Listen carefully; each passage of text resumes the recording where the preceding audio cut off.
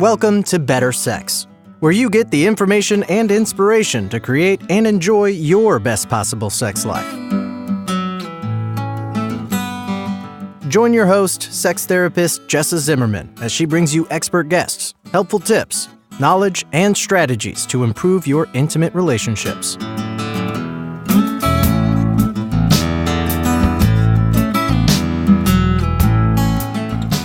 And now, your host, Jessa Zimmerman.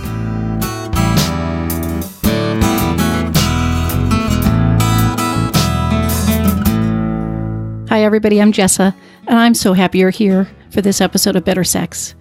I've dedicated my professional life to helping couples enjoy a fulfilling, intimate life. I believe that sex is important. Our connections to other people matter, and we're not living our life to the fullest if we aren't connecting emotionally and sexually with our partner. That's why I'm here, bringing ideas and information to help you live and love better.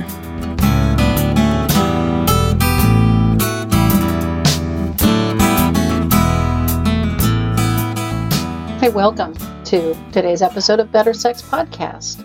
I'm excited for today. I mean, I guess I say that every week because I'm always excited. But today is the launch or the beginning of a new series or a new direction that I want to take in the podcast, which is to share personal stories with people, to have guests on who are going to share about challenges in their sex life.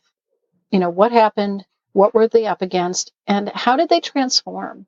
You know, I think there's so much value in hearing from real people who have struggled and who have gotten better, because my work is all about helping people transform their sex life, right? Have better sex, have better connection, have a better sense of intimacy with each other. And I would love to share the stories of people who have done that.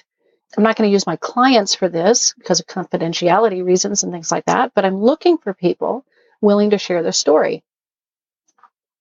So by the way, if you're listening and you want to be a guest on the show, if you're willing to share your story of transformation in your intimate life, I would love to hear from you.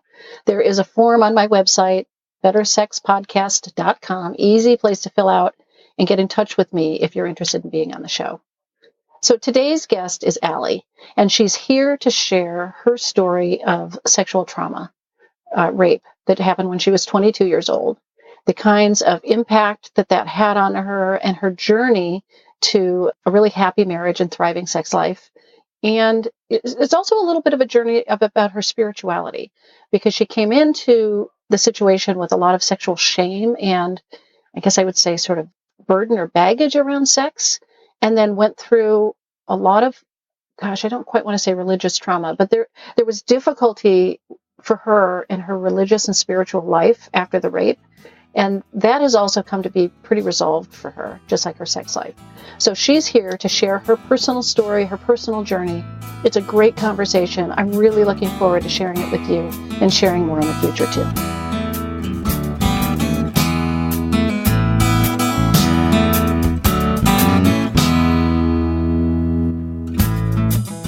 So Alli, thanks so much for being with me today. I'm delighted you're here. Yeah, thank you so much for having me. I'm honored to be here. Yeah. And so as I said in our introduction, this is a part of a new series of sort of personal stories on the show. Mm-hmm. And I'm just really glad you're going to share yours. Thank you. Yeah. So I'll jump right in. My story is one that I think a lot of women have also. Just I'll do the brief version, but also go into a little bit of the details. Okay. So I was involved in a very conservative Christian church that was promoting abstinence. And I basically felt like if I had sex before marriage, like my marriage wouldn't be successful. And so I had a lot of sexual shame just in general. And my parents had been divorced twice. And so I thought that I knew I really wanted to have a successful marriage, because I saw that how painful it was for me having divorced parents. Right. You'd sort of seen the opposite. So. Exactly. So I really wanted to have a successful marriage. And so I thought that I had to save myself. So I was 22 and I graduated college and I was a huge adventurer. I just wanted to travel. So I traveled down to South America. I got a position teaching English in a public school down there. And I ended up starting to date this guy, and he ended up raping me, which was something I didn't understand at the time. it was very like we were drinking and I was very confused, and I had told him I didn't want to have sex. And I think that for a lot of women, they have similar experiences where they're like, this didn't feel right. Like this didn't feel honoring to me. It didn't feel great. And I knew something was traumatic about it, but I couldn't put the name rape onto it. Okay. Because it wasn't like I was in, I think in society we categorize rape as like in a parking lot with a hooded guy behind, an alley or something. So some stranger that attacks you or something like that. Yeah. And so I think the nuance, I don't know if that's the right word to use, but rape is so different, and it's not just that. And it can be something, whereas like I knew him and I read this book called Why I Never Called It Rape, which really opened my eyes to acquaintance rape and how frequently this happens. I think it's like 50% or 60% or something like that. Right. And so I ended up going to therapy 2 years after it happened. And that's when I was able to kind of categorize it as rape and understand what happened. Okay. Yeah. I was going to ask, like, how long did it take between the event and coming to see it that way? So I guess it was a couple of years. Yeah. It took about 2 years. And I wasn't the first one to call it rape. My therapist called it rape when I went detail by detail, took her through the exact night, everything that played out. And then she was like, yeah, that's rape. And I was like, whoa. What were you calling it anything before that? Like, how did you refer to it? Or, I mean, maybe you weren't even talking about it, but even in your mind, where did you categorize this? I really wasn't talking about it very much. I categorized it as a really traumatic, shameful event. Okay. And in addition to him raping me, he also gave me an STI, and I thought I was pregnant. And so it was like all of the aftermath of that I had to deal with. So I did have to tell like some people close to my life because I was like terrified. Yeah. But I never really told anyone that it wasn't my idea. I just kind of like brushed it off. I ended up like leaving Chile early. I was supposed to stay there for 6 months. I ended up leaving after about 2 months just because I couldn't deal with processing everything that had happened, and I just needed to be home. And so that was definitely a sign that it was really traumatic. Yeah. And so I'm imagining if you had not yet seen this as rape, and then you weren't talking about it like that, then it looks sort of like you've had consensual sex where you might have got an STI, or you might have gotten pregnant, which is so different than what you were trying to do in your life at that time. Oh yeah. It was very confusing. Yeah. And it was confusing for a lot of people in my life too, that I explained to them too, what happened, and I think also coming from a church background where sex was so shameful, I didn't even feel like I could really talk about it because the shame that I had was just like overwhelming to me. I couldn't even see the experience clearly. Yeah. Yeah. So what, did you go right into therapy? I mean, did you recognize, wow, this is traumatic and shameful, and I need to go get some help processing this? Or did it take a while to think, wow, I need some help? Yeah, it took about 2.5 years. It wasn't until I started dating my now husband when I started getting triggered a lot. And like when him and I were having sex, I would be like, no, I have to stop. Like, I can't do this, because I would be going back to that night. And I really wanted a successful marriage, as I said prior. So I really wanted to make sure I was healed and recovered from whatever had happened that night before I got into a serious relationship. Right. So are you willing to talk a little bit more about the kinds of, I mean, I hate to call them symptoms, but the signs, what happened in those few years before you really started to process this? What were you dealing with? So I was a huge overachiever in those years. I was really trying to prove my worth. I had lost a bunch of weight. I was like really fit, really into how I looked. And I got a master's degree in engineering. I ran a half marathon. All in a few years? Yeah. Wow. Yeah. I climbed Mount Kilimanjaro, the tallest mountain in Africa. I was like backpacking through Southeast Asia. I was like trying to do all these things to make myself appear worthy and cool and like cultured, and never actually facing what had happened to me, or realizing that I was doing all of these things because I felt unworthy of love in general. Okay, so as you're doing that, you didn't have a sense that this wasn't coming from the healthiest place in you at the time.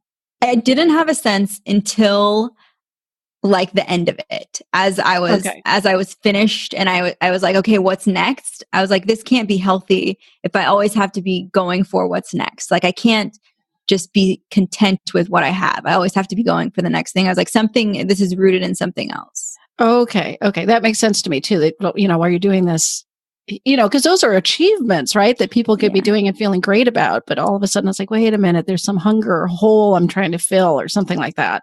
Exactly. I was always searching for the next thing to add to the list, which I was like, this is not sustainable, really. Okay. Yeah. So you have that going on.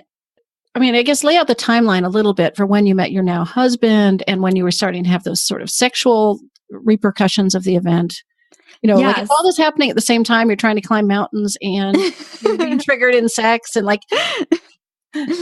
No, so I was 22 when I was raped, and then I was 25 when I met Matt.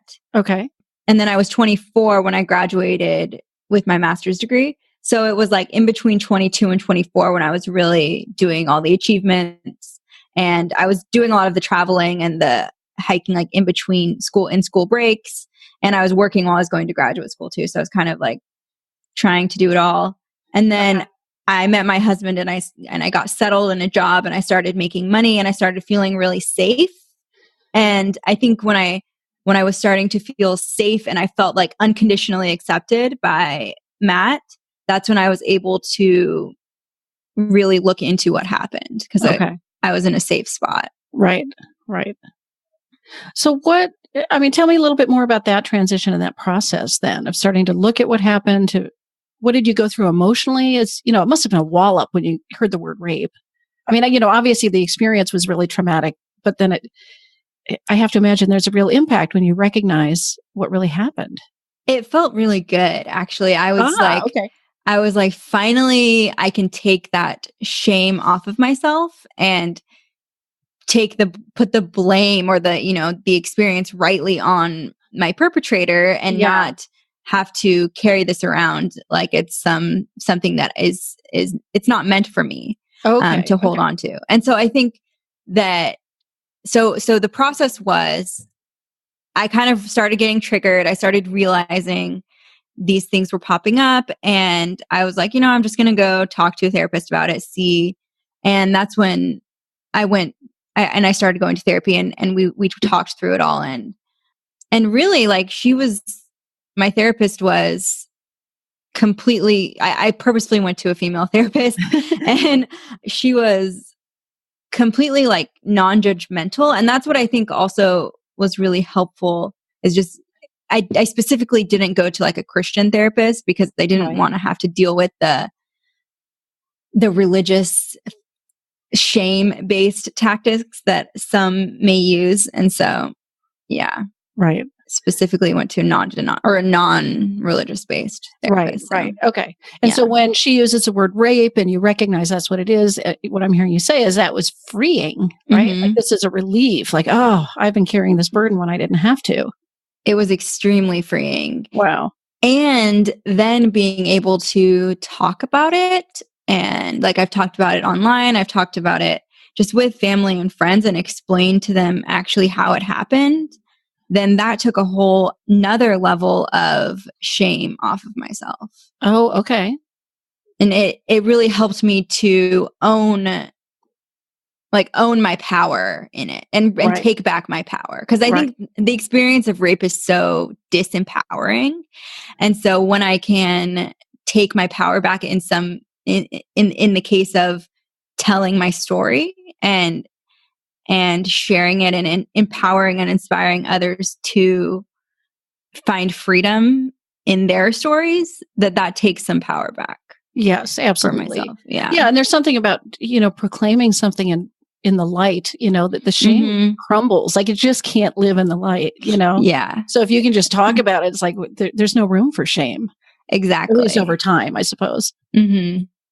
Exactly. Did you get reactions from people that maybe were less supportive or people that were going to, I don't know, hold on to the shame for you or see it. I'm just sort of imagining it's possible that you'd tell this story to some people and they'd still be like, well, what were you wearing? Or, some of the attitudes that are just not helpful or empowering about this. Yeah, I did. And I had some concerns from people who were like, well, how can I teach my son or something that is rape, or that they can even be dating someone and that will be rape? And there were just some concerns about that, because I think a lot of parents don't understand that consent is a conversation that needs to be had with their son and daughter. Yes. And I don't want to say nuance, because consent is not like nuanced. It's right.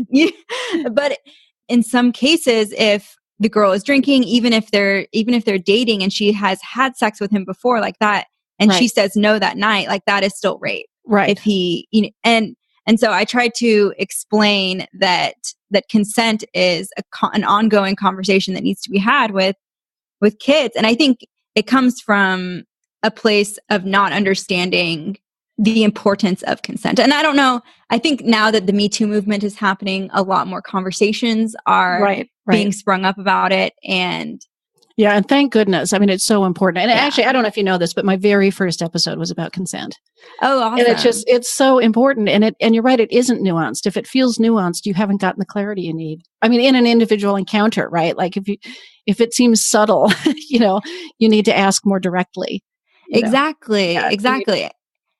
And I think a lot of people are scared that, especially men are scared that they've done something like that in their past. And so it might be triggering to them to hear my story and be like, well, maybe I had done that and I didn't take into account another woman's, because I had pressured her, or she'd had too much to drink and I didn't ask and I didn't obtain consent. Right. And so I think it can be triggering for a lot of men and kind of make them dig into something they didn't want to. And so I had a little bit of questions about that. But once I explained to them from a very, I guess, non-emotional standpoint, like this is how it is. And this is how we need to teach our kids, and we need to talk about consent, then I think it was understood better. Yeah. Yeah. As the Me Too movement has unfolded, I have thought about what a high percentage of men will have done some of this stuff, and not maybe, rape or a blatant assault or something on sort of the far end of the spectrum, but the more subtle end, like she was drinking, or I just didn't ask, or she didn't say no, so I thought it was okay. And some of it well-intentioned or just misguided, but how many people must be reflecting on how they've participated in this? Because such a huge percentage of women have had this experience. And it's not just with 0.25% of the men in the world, right? It's more prevalent. Like Aziz Ansari, I don't know if you saw his whole thing that came out, and he has been a big proponent of feminism and like a man who was standing up for women, and he is showing that he doesn't really understand consent. Right. And Al Franken is another one, right? Like there's plenty of people that have been, out in the forefront and yet have had trouble. So yeah. So I think that talking about it, and I'm so thankful that now this conversation is happening, that we are talking about it, and that more people are understanding what it is. And I hope that will breed change in society. I do too. Yeah.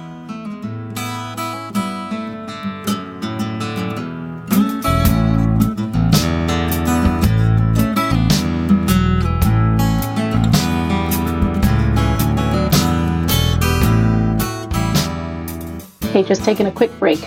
Be back to the show in just a minute. I want to invite you to be part of the conversation. I've started a private Facebook group where I share resources, where I go live online to answer questions in office hours twice a month, and where we are going to have a conversation and a discussion and support among people who are committed to their relationship and to their intimate life. I would love to have you join me.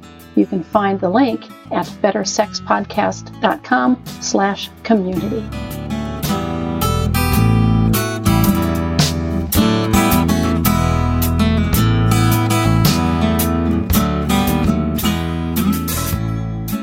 So do you mind, would you share a little bit about the sexual struggles you were having? You talked a little bit about being triggered, but I'd be curious to hear, because I'm sure plenty of the listening audience has had several similar experiences, or they're with a partner having those experiences. Like, what was going on for you? And then how did they get better? Yeah. So whenever my husband and I would have sex, like if he was in a certain position or something and I would feel trapped, like I would feel a little powerless. And if like he was on top and I was like kind of felt like it wasn't in my control, then I would feel like I would be triggered and I would just say like, we need to stop. And of course he would respect that. Right. And so I think I first, if someone has a partner or is someone who has, I think first just clear communication about what exactly happened and just being vulnerable and open about how the past situation is affecting you now and how you are working to find healing, because I do believe healing can come. I don't think it's something, or at least for me, it wasn't something that I struggled with for a long period of time. It was maybe 6 months or so while I was working through it. But he was also my first sexual partner that was serious after the rape. I can go back into talking a little bit about in between the rape and him if you want. Yeah. So in between, I had just found I didn't feel like worthy of true connection. And so I would just like hook up with people. And I think that's pretty common in a lot of women. Now you had started out with this idea that you're going to save yourself for marriage. Mm-hmm. So is this what happened? Like you end up raped and you feel like, well, now I've had sex. So now I don't have to, that violated that for you, right? So now it's like, well, I guess I can have sex with other people because I'm already kind of tainted or something. Exactly. I was like, well, whatever. I'm not saving that anymore, obviously. So might as well. And I wouldn't say I had a sex with a lot of people. Like I had sex with 2 or 3, I think, in between being raped and my husband. But none of them were like a committed partnership. Right. Say. None of them were what you thought you were wanting and manifesting for your life, right? It's like, well, I guess I don't get that or something. Exactly. That's what I kind of like settled on. I was like, well, I guess this is, since I'm like tainted, I guess this is what I'll have to deal with or I'll have to get.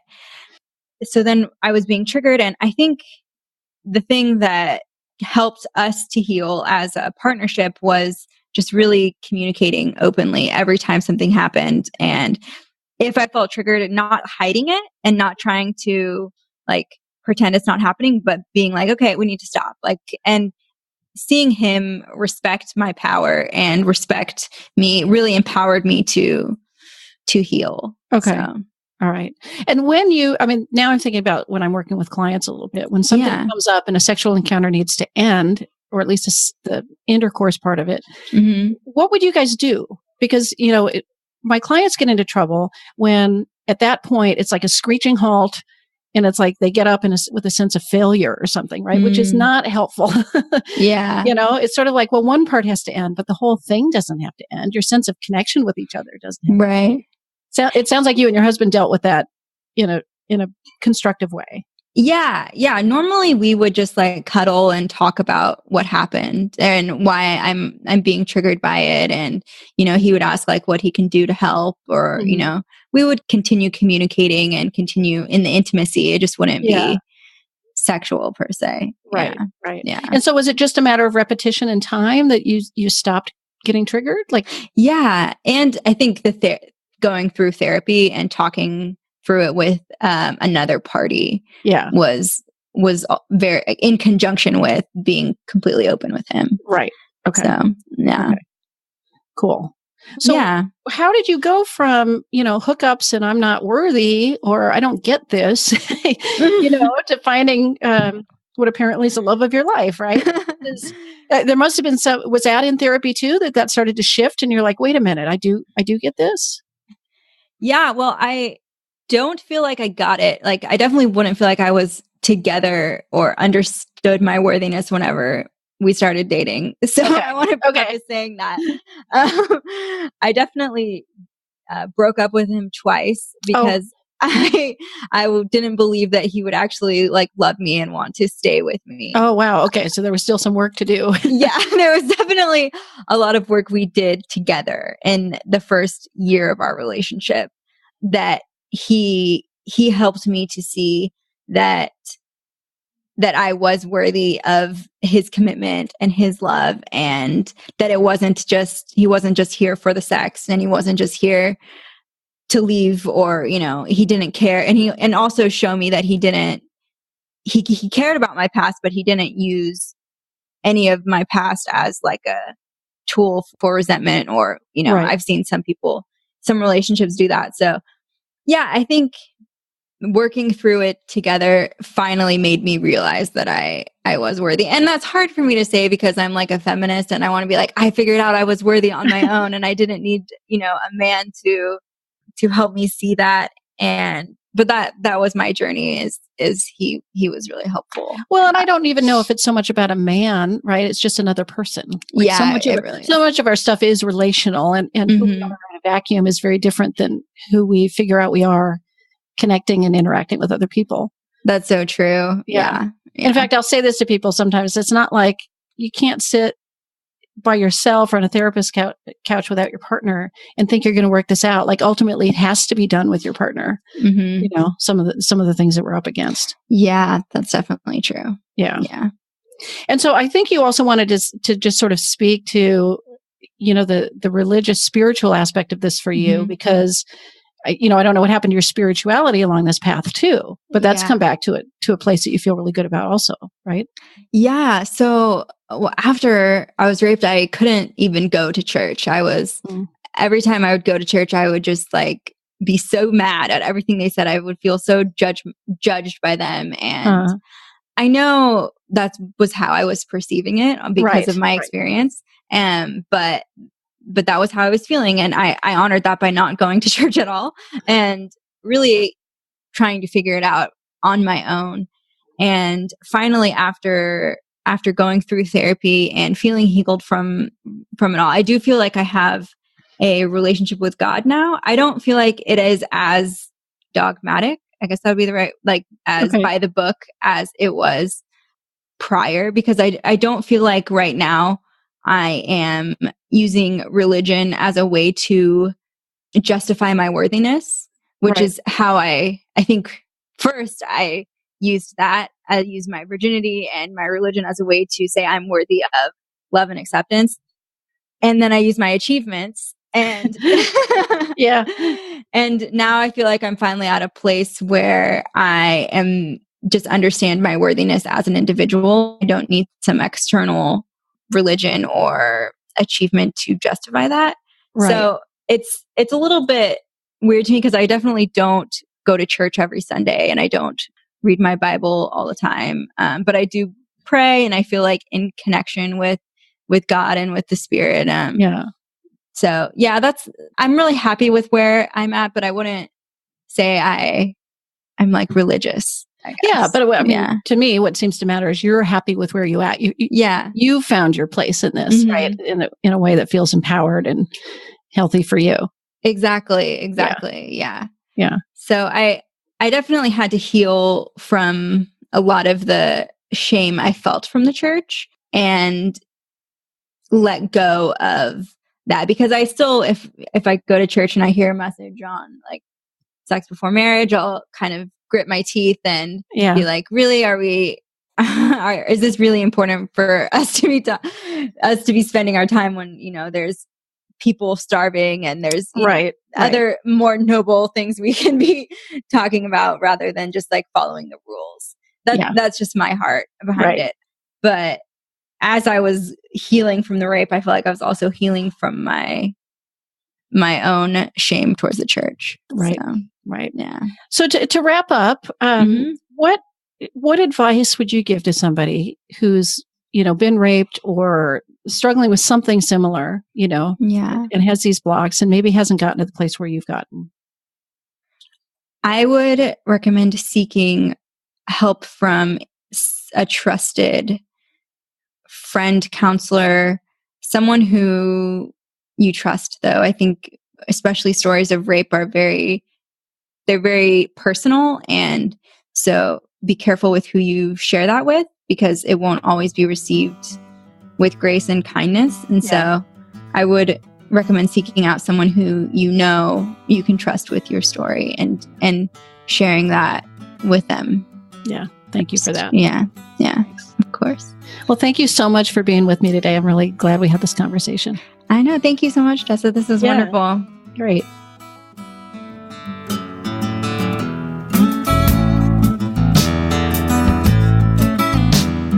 You've been listening to Better Sex.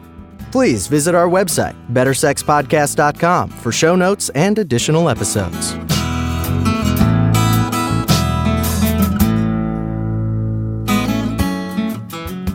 Thank you so much for listening. I hope you enjoyed the show.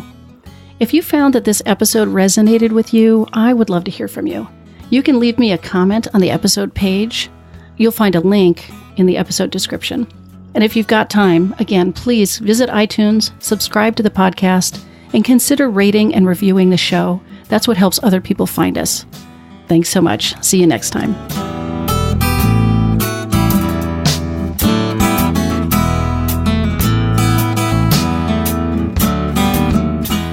Our theme music has been composed, recorded, and provided by Rick Ruskin, courtesy of Lion Dog Music.